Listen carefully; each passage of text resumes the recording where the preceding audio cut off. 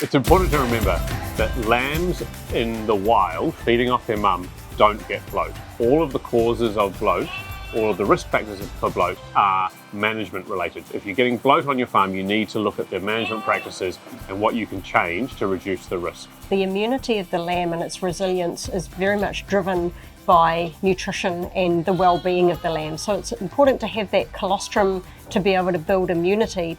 So hygiene really important because there's a disease risk there and that impacts the gut's kind of digestive processes.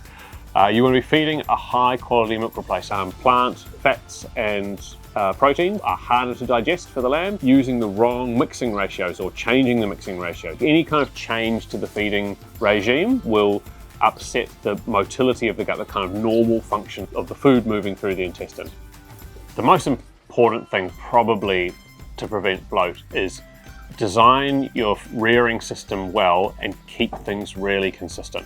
So consistency is probably the key here, that you're always mixing up to the same ratio, you're always feeding the same volume, same number of times a day, same temperature, all that kind of thing. Make sure that you're changing the teats from the soft teats to the hard teats to be able to slow down that feeding rate, and to make sure that the teats get checked regularly for damage. We're starting to see some research coming out from overseas that Clostridium perfringens types C and D are associated with bloat in lambs, and so it may be worth considering using a multi-strain vaccinations. And if you start to see bloating occurring, even at small levels, you need to start and really significantly review your management practices.